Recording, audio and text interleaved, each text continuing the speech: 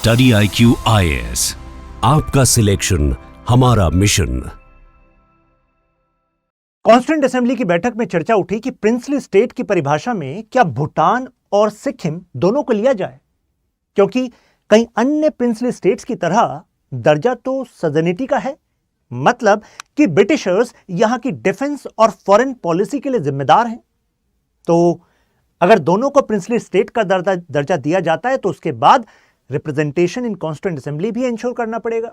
अब यही डिबेट यहां पर चल रही थी, लेकिन फिर आपके मन में सवाल उठेगा कि अगर बाकी प्रिंसली स्टेट्स की तरह ये थे तो फिर भूटान आज भारत का भाग क्यों नहीं, और सिक्किम भी हमारी कॉन्स्टिट्यूएंट असेंबली द्वारा बनाया गया कॉन्स्टिट्यूशन जब लागू हुआ तो उस समय वो भारत का भाग नहीं था। वो तो 1975 की कहानी जो आज हम जानेंगे तब जाकर वो भारत का भाग बना। तो ऐसा क्या एक्सेप्शन था सिक्किम और भूटान में? चलो सिक्किम तो पार्ट बन गया, भूटान क्यों नहीं बना? तो इंडिया भूटान के रिलेशंस की हिस्ट्री एंड स्ट्रेटेजिक अलाइनमेंट इस वीडियो के एंड तक आपको बिल्कुल क्लियर हो जाएगी। शुरुआत करते हैं, जरा एरिया को देख लीजिए, सिक्किम एंड भूटान। मुद्दा था कि एग्जिस्टिंग ट्रीटीज को ही तो कंटिन्यू किया जाना है।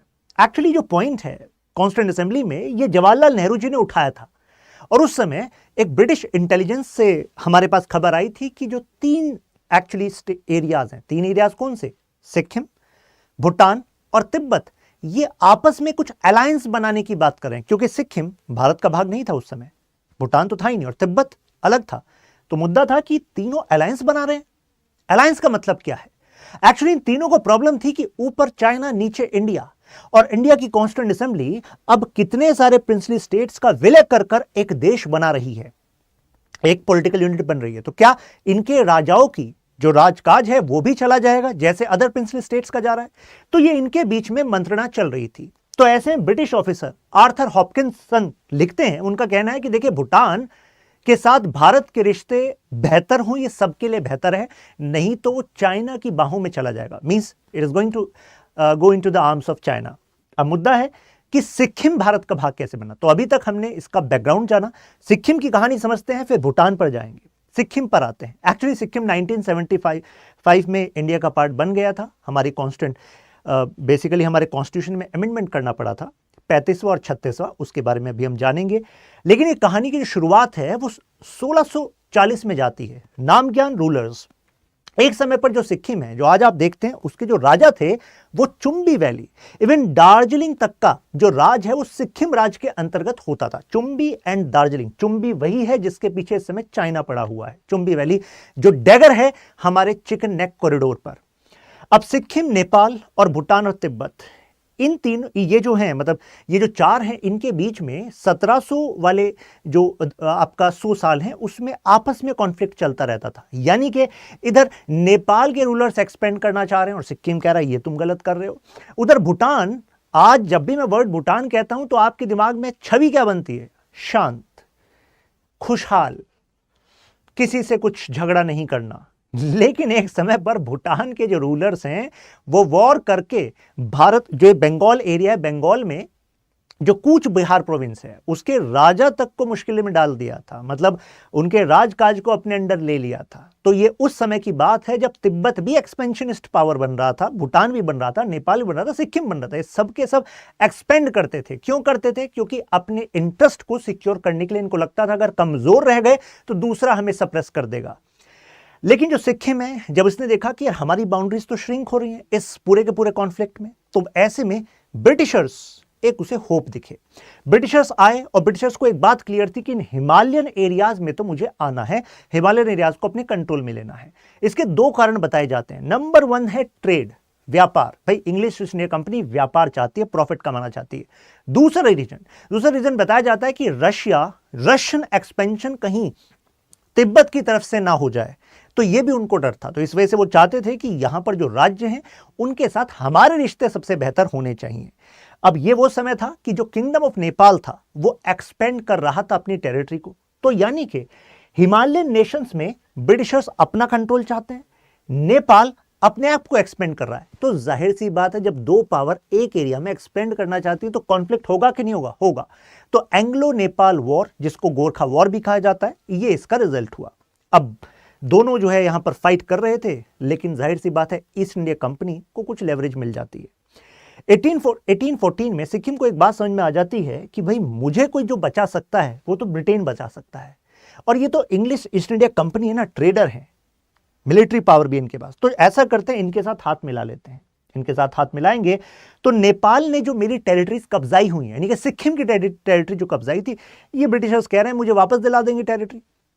तो ब्रिटिशर्स ने कहा टेंशन ही नहीं है, तुम हमारे साथ एग्रीमेंट तो करो, तुम्हारी ट्रीटी तुम्हारी जो टेरिटरी है तुम्हें वापस दिलाएंगे। सिक्किम ने कहा बहुत अच्छी बात है, दिला दीजिए। तो कंपनी जीत जाती है और नेपाल से सिक्किम की जो कब्जाई हुई टेरिटरी होती है वो वापस दिला देती है। सिक्किम खुश हो जाता है, लेकिन ऐसे ही थोड़ा ना फ्री में कुछ मिलता है। तो ऐसे में ट्रीटी ऑफ तुमलोंग होती है। तुमलोंग ट्रीटी कहती है, अब यहां से कहानी देखिए शुरू होगी सिक्किम के प्रोटेक्टोरेट के दर्जे की, जो आजादी के बाद भी फिर कंटिन्यू होगा। तुमलोंग की ट्रीटी के तहत ब्रिटिशर्स कहते हैं कि आप हमारे प्रोटेक्टोरेट हैं।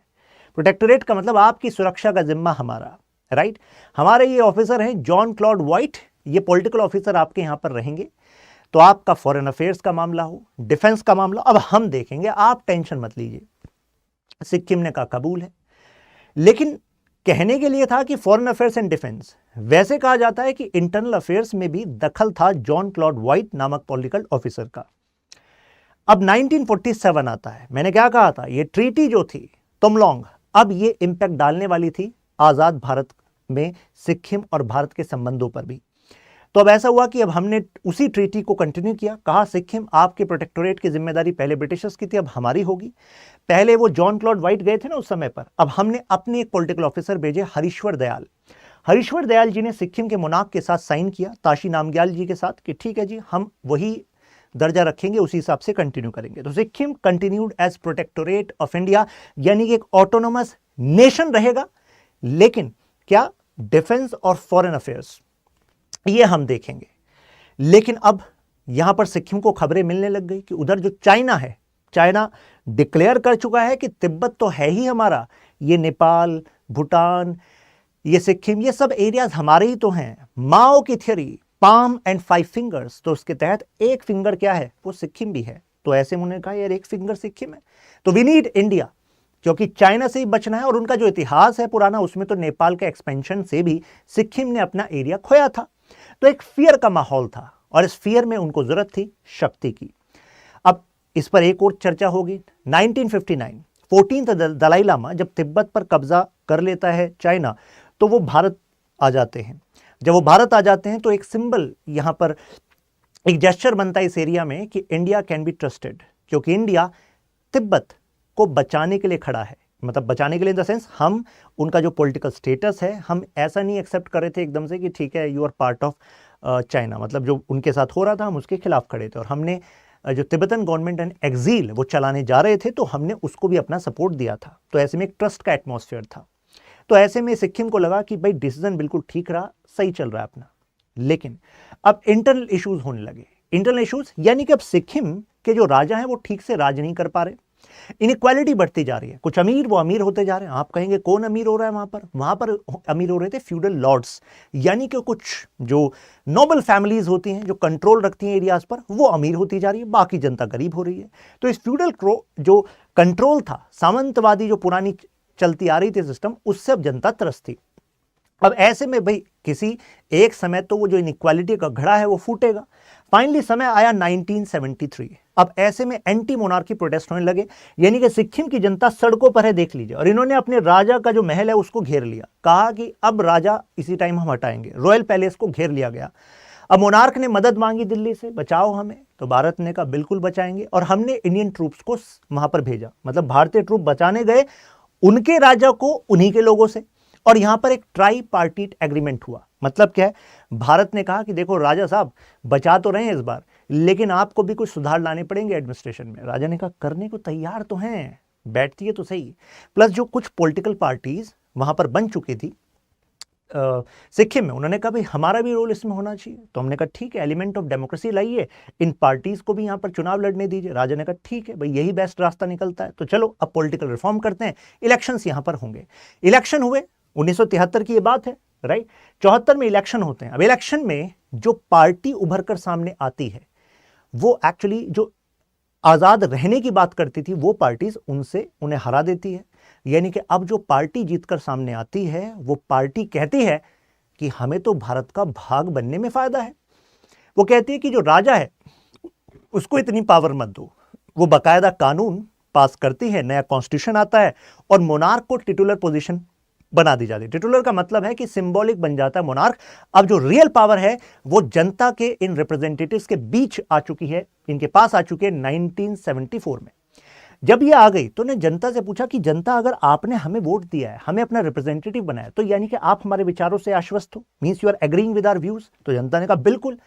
तो बताइए, आपको अगर सिक्योरिटी एंड फॉरेन अफेयर्स अब तक इंडिया मैनेज करता आया है, तो जो भारत अपने देश के लोगों के लिए कर रहा है वो भी आपको बेनिफिट्स मिल जाए, इंटीग्रेशन, ट्रेड, आसानी से कहीं भी सेटल हो सकते हैं, पूरी प्रोग्रेस का फायदा उठा सकते हैं। आप चाहेंगे कि नहीं चाहेंगे? जनता ने कहा बिल्कुल चाहेंगे।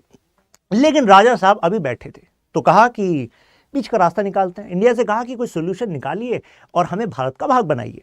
अब इंडिया ने कहा कि देखो, आपका जो अपना कॉन्स्टिट्यूशन है उसमें राजा अभी है, और अगर हम आपको अपना पार्ट बनाते हैं तो इंडियन कॉन्स्टिट्यूशन में जो पार्ट 1 है, जिसमें हम आर्टिकल 1, 2, 3, 4 की बात करते हैं, तो वहां पर आर्टिकल 1 की बात करें तो या तो स्टेट्स हो सकती हैं या टेरिटरीज हो, यूटी हो सकती हैं। भाई अगर कोई टेरिटरी बाद में बात पार्ट बनती है तो या तो स्टेट बनेगी या यूटी बनेगी। फिर लीगल जो ल्यूमिनरीज थे हमारे देश के, उन्होंने कहा तरीका तो है, क्योंकि हमारे कॉन्स्टिट्यूशन का आर्टिकल 2 ये पार्लियामेंट को पावर देता है कि वो एडमिट कर सकती है, किसी नए एरिया को स्टैब्लिश कर सकती है। यानी कि उसकी जो कंडीशनैलिटीज है, किस शर्तों पर, किस कंडीशन पर वो भाग बनेगा, वो हमारी पार्लियामेंट डिसाइड कर सकती है। तो फिर इन्होंने कहा कि निकालिए फिर कुछ तरीका। हमने कहा निकालते हैं तरीका। और ऐसे में हमारे देश में 35th कॉन्स्टिट्यूशन अमेंडमेंट एक्ट आता है, 35वां संविधान संशोधन, जिसके तहत भारत के कॉन्स्टिट्यूशन में एक अलग से आर्टिकल ऐड किया जाता है 2A। 2A आर्टिकल अब नहीं है, तब ऐड किया गया था, अब हटा दिया गया है। क्यों हटाया बताऊंगा अभी। 2A कहता है कि सिक्किम आपको एसोसिएटेड स्टेट का दर्जा दे देते हैं। भाई स्टेट तो हम बता नहीं सकते आपको, क्यों? हमारा कॉन्स्टिट्यूशन स्टेट के लिए कहता है कि एक गवर्नर होगा, सीएम होगा, लेकिन आपके यहां तो अभी बैठे हैं ना ये मोनार्क। तो सिक्किम रिप्रेजेंटेटिव्स वर लाइक ठीक है बैठे हैं अभी, लेकिन कल हो ना हो। हमने कहा अभी तो है ना, तो अभी तो 2A यानी कि एसोसिएटेड स्टेट, तो एसोसिएटेड स्टेट का दर्जा मिल गया, यानी कि मोनार्क भी है, टिटुलर है, लेकिन यहां पर हमने सिक्किम को अपना भाग बना लिया। फुल स्टेट का दर्जा भी नहीं था। फाइनली जो यहाँ पर जो रूलर्स थे, उन्होंने जो लीडर्स थे, मतलब जो जनता के प्रतिनिधि थे, उन्होंने रेफरेंडम कराया। जनता से पूछा कि जनता आपकी क्या राय है। जनता ने रेफरेंडम में कहा कि मेजोरिटी जनता कहने लगी कि हटाइए मोनार्क को, ये अगर बीच में आ रहे हैं फुल इंटीग्रेशन के एज अ स्टेट, तो हटाइए इस मोनार्क को। तो फाइनली जो है मोनार्क जी को हटा दिया गया, राजा साहब को हटाया। कहा कि राजा साहब आपसे आज से आपका राज खत्म, और अब हमने जो है, क्योंकि जनता ने मान लिया है कि हम फुल इंटीग्रेट होना चाहते हैं, तो अब मैसेज भेजा गया दिल्ली कि अब कुछ करिए। दिल्ली ने कहा बिल्कुल करते हैं। फिर हमने हमारे कॉन्स्टिट्यूशन के आर्टिकल 368, इसको साइड करिए, बिल्कुल डायरेक्ट मुद्दे पर आइए। हमने अपने कॉन्स्टिट्यूशन में 36 कॉन्स्टिट्यूशन अमेंडमेंट एक्ट से अमेंडमेंट किया और सिक्किम को एक फुल स्टेट का दर्जा दे दिया। ध्यान रखिएगा, फुल स्टेट का दर्जा मिल गया है, और इस वजह से आर्टिकल 2A को हमने साइड कर दिया है। आर्टिकल 2A को हमने साइड कर दिया, क्योंकि अब भाई एसोसिएटेड स्टेट थोड़ा ना, अब तो फुल स्टेट हो गई, तो अब ये फुल स्टेट बन गई थी, राइट। अब सिचुएशन आती है भूटान की। भूटान की क्या कहानी है, इसको शुरू करते हैं। सबसे पहले तो अब भूटान का जरा पास्ट में जाते हैं, तो कहानी की शुरुआत होती है 1730। इतना पीछे जाना पड़ेगा, 1730। आप कहेंगे वहां क्या चल रहा है? तो 1730 में जो भूटान है वो एक्चुअली एक्सपेंड कर रहा था कूच बिहार वाले एरिया में। वो आप कहेंगे क्यों कर रहा था? वो इसलिए कर रहा था कि कूच बिहार, जो कि बंगाल का ऊपर वाला भाग है, उस पर एक्चुअली मुगल्स की तरफ से वहां पर आक्रमण होता है, उसको अपने अंडर करने के लिए। तो कूच बिहार के जो रूलर हैं वो जाते हैं भूटान के साथ, भूटान से कहते हैं कि भाई हमें आप सहायता दीजिए, क्योंकि आप हमारे पड़ोसी हैं, दिल्ली से मुगल रूल, और ये जो है बंगाल में तो भाई उनका होल्ड था ही कि भाई ये तो इस एरिया को भी कब्जाना चाह रहे हैं। तो ऐसे भूटान की आर्मी वहां पर आ जाती है और कूच बिहार के राजा को सपोर्ट करती है और मुगल्स को बैक ऑफ कर देती है। देखिए मतलब कहानी देखिए क्या जा रही है, भूटान और कूच बिहार मिलते हैं और मुगल्स को बैक ऑफ कर देते हैं। तो कूच बिहार के राजा खुश, क्या बात है, बहुत अच्छा भूटान। लेकिन भूटान ने अपनी जो 2 गैरिसन्स थी अपनी आर्मी की, वो वहीं के वहीं बैठा दी। कूच बिहार के रूलर ने कहा कि ये क्या बात हुई, वापस जाइए ना, हो गई सहायता। उन्होंने कहा नहीं नहीं, अब तो यहीं रहेंगे, मन लग रहा है हमारा। तो कहने का मतलब ये है, आए थे कूच बिहार को बचाने, लेकिन खुद कूच बिहार को दबा लिया है तरीके से। 1930 ऑनवर्ड्स अब क्या कहानी चलती है, 1960 तक यानी कि अगले 30 साल भूटान का ही होल्ड रहता है कूच बिहार वाले एरिया में, राइट, 30 साल। अब 1960 ऑनवर्ड्स अब इस स्टेटस को बदलने की अब जो है जोर आजमाइश चलने लगती है। अब ऐसे में यहां पर जब अब ये जो जोर आजमाइश चल रही है, अब ऐसे में दो फ्रंट निकल कर आते हैं, दो फ्रंट यानी कि दो साइड। एक साइड चाहती है कि भाई हमें सपोर्ट मिल जाए ब्रिटिशर्स से और हम तो पीछे कर देंगे भूटानीज फोर्सेस को। एक कहती है यार हमें तो भूटानीज फोर्सेस का सपोर्ट मिला रहे, ठीक है, थोड़ा सा होल्ड वो रखें कूच बिहार पे, थोड़ा सा हम रखें, चलता रहे। तो जो सेकंड साइड थी उसने अप्रोच किया ब्रिटिशर्स को। ब्रिटिशर्स ने कहा आइए आप हमारे पास, हम तो बचाने के लिए तो बैठे हैं, हम तो सेवा के लिए आए हैं। तो ऐसे में ब्रिटिशर्स ने कॉन्सुलेट कर लिया कंट्रोल अब बंगाल प्रोविंस पे। बंगाल प्रोविंस पे हो गया था। उन्होंने कहा हमें तो चाहिए ही था ऊपर की साइड जाने के लिए कोई साथी। तो ऐसे में Britishers came for the help of this Cooch Behar और ऐसे में उन्होंने भूटान को कर दिया बैक ऑफ। तो अब भूटान जो है वहां से पीछे चला गया। ब्रिटिशर्स ने अब अपना एक पपेट वहां पे इंस्टॉल कर दिया किंगडम पे कि भाई ठीक है अब हमारे हिसाब से चलता रहेगा, एक तरीके से डिपेंडेंसी बनी रहेगी, राइट। साथ में अब जब 1774 आया तो ऐसे में ब्रिटिशर्स और भूटान में एक एग्रीमेंट साइन हुआ। कहा कि देखो भूटान हम तुम्हें परेशान नहीं करेंगे, तुम लेकिन एक बात हमारी मान लो कि टिम्बर का ट्रेड जो है, जो लकड़ी का व्यापार है, वो अलाउ कर दो। तो कहा चलो भाई लकड़ी का व्यापार अलाउ कर देते हैं, लेकिन भूटान को डर था कि कहीं उसकी सॉवरेनिटी कॉम्प्रोमाइज ना हो जाए। तो ऐसे में अब डुअर वॉर्स, ये मतलब ये समझ लीजिए कि भूटान और ब्रिटेन को जो आपकी हिस्ट्री आपको इसकी जाननी है तो इसमें दो किस्से हैं। एक तो कूच बिहार वाला किस्सा है, ये वाला किस्सा हो गया। एक है ये द्वार रीजन वाला किस्सा। समझ लीजिए कि आसाम के अपर वाले पार्ट की हम बात कर रहे हैं, राइट। अब ब्रिटिशर्स की नजर थी इस एरिया पर, और इस एरिया पर जो प्रभुत्व था वो भूटानीज किंगडम का था, क्योंकि उन्होंने लोकल कुछ जो कुछ फीडरल लॉर्ड्स होते हैं उनको सपोर्ट देकर वहां पर होल्ड बनाया हुआ था और उनसे टैक्सेस लेता रहता था भूटान ऊपर की साइड। तो ऐसे सिस्टम चल रहा था। ब्रिटिशर्स ने कहा कि भाई अब इस रीजन में जो कॉन्फ्लिक्ट है इसको साइड करके हमें एक्सेस चाहिए। तो भूटान ने कहा देखो हम चाहेंगे नहीं एक्सेस, क्योंकि हमारी सॉवरेनिटी कॉम्प्रोमाइज हो जाती है।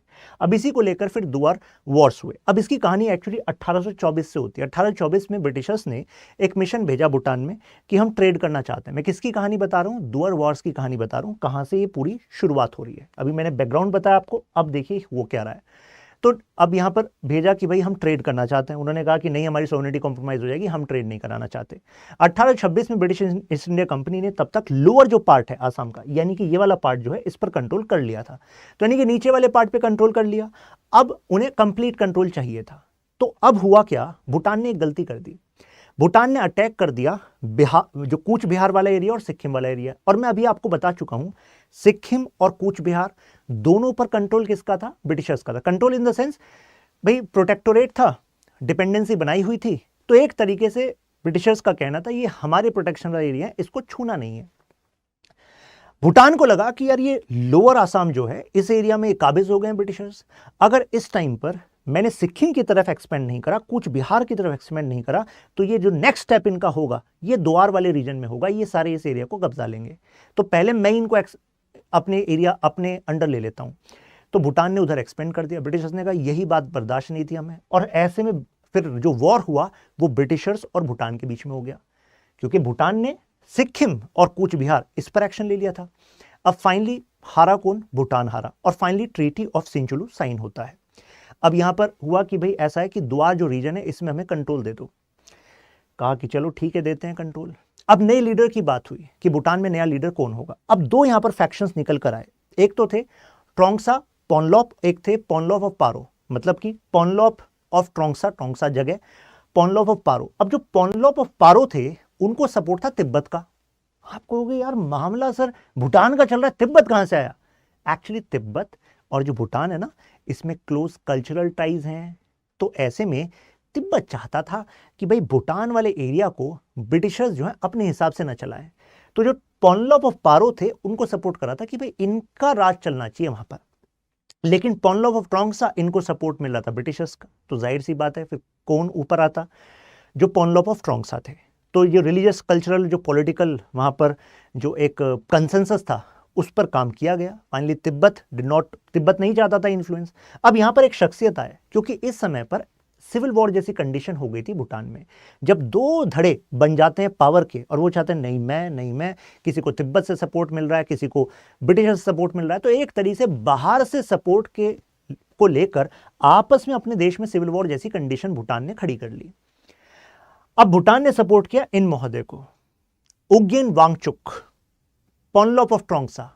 कहा कि भाई तुम में हमें टैलेंट दिखता है कि तुम बाकी सारे जो तुम्हारे राइवल्स हैं उन सबको हटा के तुम जो है कंसोलिडेट कर सकते हो भूटान पे राज को। इन्होंने कहा बिल्कुल सही पहचाना आपने हमारे टैलेंट को, उंगसेन वांगचुक। नाम याद रखिएगा, क्योंकि आज की जो मोनार्की है भूटान की, एक्चुअली उसकी शुरुआत इन महोदय से हुई है, उंगसेन वांगचुक। तो फाइनली इन्होंने जो है कंसोलिडेट कर लिया, ब्रिटिशर्स ने सपोर्ट किया। 1885 तक इन्होंने सिविल वॉर की कंडीशन को हटाकर कंसोलिडेट कर लिया। अब ये वो समय था जब ऑलरेडी तिब्बत इन्वेडेड सिक्किम। आप कहोगे तिब्बत का क्या लेना देना? अब तिब्बत जो है वो चाहता था ना कि सिक्किम भूटान भाई हमारे साथ लिंक है। तिब्बत आज आप देखते हो अरे बड़े शांत है, उस टाइम पर तिब्बत ने सिक्किम को इन्वेड कर दिया। अब मुझे बताइए सिक्किम को किसकी प्रोटेक्शन है? ब्रिटिशर्स की प्रोटेक्शन है। तो ब्रिटिशर्स नाराज होंगे कि नहीं होंगे? होंगे। तो ब्रिटिशर्स कहेंगे भूटान तुमने सिक्किम को हाथ लगाया था, देखो हमने तुम्हारा क्या किया। तिब्बत को लेसन नहीं मिला क्या? तिब्बत ने भी फिर सिक्किम को इन्वेड कर दिया। तो इस टाइम पर क्योंकि इनको सपोर्ट कर ही चुका था जो ब्रिटिश राज था, तो ब्रिटिशर्स ने कहा कि तुम्हें सपोर्ट किया है तो कम से कम तिब्बत को समझाओ। तो इन्होंने कहा कि सर बिल्कुल टेंशन मत लीजिए, मेरे पास एक व्यक्ति हैं मिस्टर दौरजी, उनको भेजूंगा एज मीडिएटर आपके साथ। आप मिशन पर जाइए, अपने कुछ लोगों को लेकर जाइए। 1904 की बात आ चुकी थी। अब कहा कि जाइए वहां पर और बीच बचाव वहां पर करा देंगे, मीडिएशन करा देंगे। तो उग्येन दोरजी जो हैं वो जाते हैं तिब्बत और साथ में ब्रिटिशर्स को लेकर तिब्बत को उनको समझाते हैं कि देखो सिक्किम के साथ मत दखल करो, ब्रिटिशर्स का प्रोटेक्शन है वहां पर, रहने दो। तो फाइनली इनके बीच बचाव की वजह से, उग्येन दोरजी की वजह से फाइनली बीच में एक एग्रीमेंट हो जाता है। तो तिब्बत मान जाता है कि ठीक है जी हम दखल नहीं करेंगे, ये हमारे एरिया हो गया या आपका एरिया हो गया। लेकिन ये बात जो है किंग डायनेस्टी को नाराज कर गई। किंग डायनेस्टी जो चाइना वाली बैठी थी, उन्होंने कहा कि ये क्या चल रहा है, तिब्बत तुम जो है ब्रिटिशर्स के साथ बात कर रहे हो, ट्रेड कर रहे हो। तो उग्येन वांगचुक जो है फाइनली जो किंग बने भूटान के 1907 में, क्योंकि उन्होंने अपना टैलेंट दिखा चुका था। 1904 में जाके तिब्बत का भी इशू रिजॉल्व करा दिया ब्रिटेन के लिए। तो अब ऐसे में जो आज मोनार्की वो इन्हीं की रूट है। साथ में आप कहोगे सर दोरजी फैमिली को क्या मिला? दोरजी फैमिली जिन्होंने मीडिएशन कराया था, तो मीडिएशन वालों को कहा कि आपको हम देंगे गॉन्जिम का पद, तो यानी कि आपको हाईएस्ट पोजीशन देंगे अपनी गवर्नमेंट में। तो दोरजी गॉन्जिम बन गए, ये तो अपने मोनार्क बन गए। 1904 में फाइनली इनका एग्रीमेंट हो गया। किंग जो है वो किंग डायनेस्टी नाराज थी, रहे नाराज। चाइना नहीं चाहता था कि तिब्बत पर ब्रिटिशर्स का कंट्रोल आए और इस वजह से 1910 में चाइना ने जो है अटैक कर दिया तिब्बत पर। उस समय जो 13वें दलाई लामा थे वो उस समय इंडिया आए थे। देखिए ये दलाई लामा अलग है, वो दलाई लामा अलग थे। दलाई लामा तो एक पोजीशन होती है ना। चाइना रुका नहीं, चाइना ने कहा कि भूटान सिक्किम नेपाल आप सब तो हमारे हो। तो ये तो एक इंडिकेशन था। अब 1910 की बात देखिए, भूटान सिक्किम नेपाल के लिए कि भाई हम भी कभी भी कब्जाए जा सकते हैं जैसे तिब्बत पर आक्रमण हुआ है। तो अब इनके लिए और जरूरी हो गया ब्रिटेन। तभी सोचो सिक्किम हुआ, भूटान हुआ, नेपाल हुआ, इन सब की संधियां किसके साथ थी? ब्रिटिशर्स के साथ थी, राइट। ट्रीटी ऑफ पुनाका साइन करता है भूटान क्योंकि नए राजा आ चुके हैं तो भूटान के राजा ट्रीटी ऑफ पुनाका साइन करते हैं। आप कहोगे सर भूटान के राजा क्यों साइन कर रहे हैं ट्रीटी ऑफ पुनाका? वो इस वजह से क्योंकि वो ब्रिटिशर्स से प्रोटेक्शन तो चाहते ही हैं, साथ में चाहते हैं कि ब्रिटिशर्स तुम हमें कुछ पैसा भी दो। आप कहोगे पैसा क्यों दो? वो इस वजह से वो कह रहे थे कि भाई ये जो द्वार रीजन है, तो द्वार रीजन से हमें अच्छी खासी कमाई होती थी, आपने ये रीजन में भी अपना दखल कर लिया तो कुछ पैसा बनता है कि नहीं बनता है? उन्होंने कहा भाई बनता तो है, चलो भाई तुम्हें 50,000 दिए जाएंगे। तो ब्रिटिश इंडिया से 50,000 रुपए भूटान को दिए जाएंगे, ये ट्रीटी ऑफ पुनाका कहती है। प्लस प्रोटेक्शन तो आपको मिलेगी, उसकी तो कोई टेंशन है नहीं है, डिफेंस और फॉरेन पॉलिसी रहेगी। उग्येन वांगचुक जो है वो 1926 तक भूटान के राजा रहे। फिर उन्हें टेंशन होने लगी, उनको लगा कि 1926 में अब जैसे ही उनका देहांत हो जाएगा तो उनके बाद जो उनकी फैमिली है वो मोनार्की को कंटिन्यू कर पाएगी कि नहीं कर पाएगी। मान लीजिए ब्रिटिशर्स जो है इनकी फैमिली को हटा दें, पावर से बाहर कर दें। तो ऐसे में इन्होंने एश्योरेंस मांगा ब्रिटिशर्स से कि भाई मुझे एश्योरिटी दे दीजिए जाते जाते, क्योंकि 1926 ये तो जाने वाले थे कि मेरी फैमिली की लीनियज चलेगी, यही मोनार्की चलेगी। ब्रिटिशर्स ने कहा टेंशन मत लीजिए वांगचुक जी, आपकी ही लीनियज चलेगी। ठीक है, हमें कोई दिक्कत नहीं है, आपका अलग से लीगल स्टेटस बना रहेगा, आपके फॉरेन और डिफेंस वाले मामले हम देखेंगे, आप सजनिटी रहेंगे। याद करिए, यही शब्द आप कई सारी प्रिंसली स्टेट के रूप जब उनके बारे में जानते हैं तो वहां पर भी आप सजनिटी शब्द देखते हैं, जो ब्रिटिश और प्रिंसली स्टेट के बीच में लीगल रिलेशन को रिफ्लेक्ट करता है। यहां पर लेकिन एक बात एश्योर कर दी गई कि इंटरनल अफेयर्स में हम दखल नहीं करेंगे। अब बात आई 1932 की। क्वेश्चन हुआ कि ऑटोनोमस गवर्नमेंट जब है यहां पर, तो इसमें कहीं ऐसा तो नहीं है कि अब जैसे अब एक नए देश की मांग चलने लगी थी, तो भूटान का क्या स्टेटस रहेगा, सवाल इस पे होने लगा। तो कहा कि जो ट्रीटी ऑफ पुनाखा थी उसने कहा था कि इंटरनल ऑटोनोमी रहेगी, तो हम तो पार्ट नहीं बनेंगे। मतलब अभी कॉन्स्टिट्यूएंट असेंबली बनने वाली थी, कैबिनेट मिशन इसको लेकर फाइनल डिसीजन देने वाला था। भूटान ने ऑलरेडी लिखने स्टार्ट कर दिए लेटर कैबिनेट मिशन को, देखिए जी हम तो इंडिया का पार्ट है नहीं, Bhutan is not a state of India. Its borders are with India and Tibet, but in terms of race, religion, culture हम तो बिल्कुल अलग हैं। ऐसा ही लेटर भूटान ने माउंटबेटन जी को भी लिखा कि देखिए हम जो है इंडिया का पार्ट नहीं बनना चाहते, हमारे आपके साथ सदर्निटी के रिलेशन है, तो उसको रेस्पेक्ट करिए और हमें एक आज़ाद देश बने रहने दीजिए। अब जब ये क्वेश्चन उठा था कॉन्स्टिट्यूएंट असेंबली में, चर्चा हुई थी इस पर, तो फाइनली ये माना गया कि भूटान और सिक्किम जो है वो अलग देश रहेंगे, मतलब अदर प्रिंसली स्टेट्स के समान नहीं उनको माना जाएगा। ये फैसला यहाँ पर ले लिया गया, क्योंकि ये जो रेजिस्टेंस यहाँ पर कर रहे थे जवाहरलाल नेहरू जी का ये फाइनली स्टेटमेंट आया। नाउ अब आज़ादी के बाद क्या हुआ, 1948 के बाद अब भूटान को लगा अब हमारा लीगल रिलेशन क्या होगा। भाई 1947 में आज़ाद तो हो गए और उस समय Bhutan is not a part of India, Sikkim is not a part of India, चलो भाई एश्योरिटी तो हो गई, लेकिन आगे रिलेशन कैसे होंगे। तो हमने कहा जो स्टेटस को है वो बना रहेगा। पहले आपको प्रोटेक्शन ब्रिटेन देता था, अब हम देंगे। तो अब गॉन्जिम याद करिए, गॉन्जिम दोरजी फैमिली को गॉन्जिम दर्जा, यानी कि भूटान की मोनार्की ने हाईएस्ट दर्जा इनको दिया था। तो भूटानीज डेलीगेशन इंडिया आती है और ऐसे में बातचीत इस पर होने लगती है। अब यहां पर कहा कि आपकी ऑटोनॉमी तो इंटैक्ट रहेगी, लेकिन इस दौरान यह भी कहा गया, बड़ा इंटरेस्टिंग ऑफर था, इससे नाराज हो गए थे एक्चुअली भूटानीज। और जवाहरलाल नेहरू जी का जो स्टेटमेंट आया था कि भूटान और सिक्किम इंडिपेंडेंट रहेंगे, वो इस डेलीगेशन वाले डिस्कशन के बाद आया था। तो यहां पर नेहरू जी ने पहला प्रपोजल देखिए क्या कहा, दो प्रपोजल दिए। एक्चुअली ये जो बातें हैं, ये एक्चुअली जो मिस्टर दौरजी हैं, इनकी जो बेटी हैं वो भी इनके साथ आई थी। एंड जो उनका नाम था Tashi Kashi, and Tashi Kashi was taking notes of the meeting. जैसे कि हर दो डिग्निटरीज होते हैं तो पीछे नोट्स रहते हैं, तो उनकी डायरी में ये उल्लेख है, फिर ये काफी पॉपुलर हुआ। पहला प्रपोजल ये दिया गया, Bhutan should merge with India. तो नेहरू जी ने कहा कि भूटान आपका प्रिंसली स्टेट की तरह ही आप मानिए और आप भारत में मर्ज हो जाइए, ठीक है, और आपको हम स्टेट का स्टेटस देंगे, लेकिन आपको ज्यादा ऑटोनॉमी मिलेगी, आप ऐसा राज्य बनेंगे भारतीय कॉन्स्टिट्यूशन के अनुसार कि जो ज्यादा ऑटोनॉमी रखेगा। तो जाहिर सी बात है भूटान का जो डेलीगेशन था, मिस्टर दोरजी थे, वो नाराज दिखे। कहा कि सेकंड ऑफर और भी आपके पास, कि आप जो है फिर ट्रीटी बना लीजिए हमारे साथ, और ट्रीटी में आपका जो डिफेंस है, कम्युनिकेशन है, फॉरेन अफेयर्स है, वो हमारे साथ रहेगा। तो जाहिर सी बात है जो सेकंड वाला है वो उनको ज्यादा अपीलिंग लगेगा, आप ये सोचोगे। लेकिन इससे भी वो तैयार नहीं थे। वो डेलीगेशन बिना इन दोनों पॉइंट पर कुछ हाँ ना करे वो जाने लग गई। तो फाइनली दोबारा उनसे मुलाकात की गई और कहा कि चलो ऐसा करते हैं, जो कम्युनिकेशन वाला पॉइंट है हटा देते हैं। अब तो देखो मानना पड़ेगा, अब क्या करोगे फिर, ऊपर चाइना, समझ रहे हैं ना इशू। तो फिर फाइनली हुआ कि चलो डिफेंस और फॉरेन अफेयर्स पर हम एग्रीमेंट कर लेते हैं। तो भूटानीज डेलीगेशन पर फाइनली जो है इस बात पर मान गया, राइट। प्लस भूटान ने कहा कि देखो हमें जो वादा किया गया था ब्रिटिशर्स द्वारा कि हमें पैसा देगा ब्रिटिशर्स साल का, क्योंकि उनकी कमाई, उन्होंने हमारे कमाई वाले क्षेत्र को अपने अधीन ले लिया था, तो वो भी दीजिए। तो इस पर नेहरू जी का कमेंट आता है, वो ताशी काशी अपनी नोट में लिखती हैं कि नेहरू जी का कमेंट आता है कि हम जब आपके डिफेंस और फॉरेन अफेयर्स को हम संभालेंगे तो उसमें भी तो खर्चा आएगा ना। वो ब्रिटिशर्स के साथ संधि थी, आज आप भारत के साथ संधि कर रहे हो, ट्रीटी कर रहे हो, तो दोनों में सेम कैसे हो सकता है। तो इस पर उन्होंने कहा कि लेकिन फायदा तो आपको भी होगा ना। तो नेहरू जी इस पर मुस्कुराए और उसके बाद फिर ये बात आगे बढ़ गई। तो 1949 फिर फाइनली इंडिया भूटान रिलेशंस का फाउंडेशन बन गया और फिर अलग से गाइडलाइन इसमें इशू हो गई कि भाई प्रोटेक्टोरेट रहेगा लेकिन अलग से एक देश रहेगा। अब इसके बाद एक इंटरेस्टिंग पॉइंट है यहाँ पर, अभी जो हमारे मोदी जी हैं, प्रधानमंत्री मोदी जी, इन्होंने पहली अपनी ऑफिशियल विजिट भूटान को रखा। तो पीपल वर अमेज्ड कि भूटान क्यों जा रहे हैं मोदी जी। तो उन्होंने कहा कि क्योंकि भूटान के साथ हमारी यूनिक और स्पेशल रिलेशनशिप है। कई स्टैंडर्ड जो इंटरनेशनल स्कॉलर्स हैं उन्होंने कमेंट किया कि this is Modi's charm offensive. Charm offensive समझते हैं? चार्म ऑफेंसिव का मतलब है कि मैसेज देना चाह रहे हैं दुनिया को, स्पेशली चाइना को, कि भूटान इतना जरूरी है हमारे लिए, इतना क्लोज है कि पहली विजिट हम भूटान कर रहे हैं। इस विजिट में उनके साथ हमारी पूर्व विदेश मंत्री सुषमा स्वराज जी, हमारे जो national security adviser Ajit Doval ji, और उस समय जो भारत की विदेश सचिव थी सुजाता सिंह जी, वो भी गई थी। तो हाई प्रोफाइल डेलीगेशन पहुंचा था वहां पर।